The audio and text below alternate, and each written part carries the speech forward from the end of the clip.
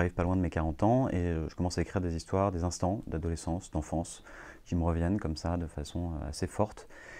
Et pour ainsi dire, je saoule un peu tout le monde sur Twitter parce que c'est des histoires de plus en plus longues, prennent de la place, c'est du flood comme on dit sur Twitter. Donc je crée un blog pour arrêter de parasiter même si je les lance la nuit. Et donc voilà, ces histoires deviennent un parfum d'herbe coupée, qui est une des nouvelles titres, qui gagne le prix du livre numérique 2013. Et à ce moment-là, Véronique Cardi me dit allons-y, tu as d'autres histoires? Oui, j'en ai d'autres. Tu veux pas en écrire davantage, faire un vrai livre? Je fais qu'est-ce que tu appelles un vrai livre? Et quelque chose qui se tienne de bout en bout. Et en effet, j'avais beaucoup d'autres choses à raconter. Donc on a enrichi encore un peu plus les textes publiés, les textes qui n'étaient pas publiés mais qui préexistaient déjà.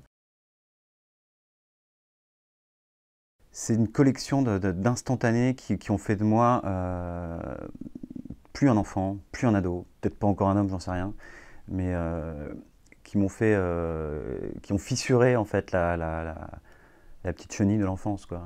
C'est pas forcément un papillon aujourd'hui, mais, mais ces instants-là, quand je les ai vécus, j'avais pas la conscience qu'ils étaient si importants que ça. Et c'est seulement bien plus tard que c'est apparu comme une évidence. Et c'est léger, c'est joyeux, et en même temps il y a une forme de gravité, enfin j'espère, une forme de gravité, parce que c'est pas anodin.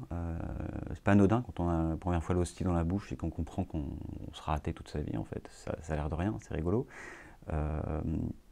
C'est pas anodin quand on entorse son chien, même si quand on n'a jamais eu d'animal domestique, ça fait bizarre de voir ces gens aussi. Moi je comprends très bien, j'ai plus de chien, mais voilà, c'est une suite d'instantanés joyeusement tristes, ou tristement joyeux, j'en sais rien, qui font qu'on passe de l'enfance à l'âge adulte, quoi.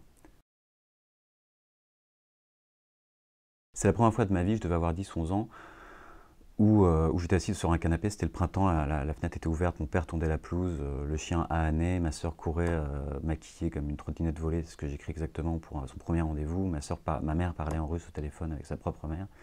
Et moi j'étais dans mon canapé et il se passait absolument rien, sauf que j'étais bien et que pour la première fois de ma vie je m'en rendais compte. Je me disais mais je suis bien, je suis très bien là. Et c'est marrant parce que c'est vraiment peut-être le chapitre où il se passe vraiment rien, quoi. Il se passe vraiment rien, sauf ce moment capital où je me rends compte que je suis bien. Et donc ouais, ça me paraissait naturel que ça devienne, quitte à trouver un titre qui soit un peu moins à peu près rien, quoi, que ça soit celui-là.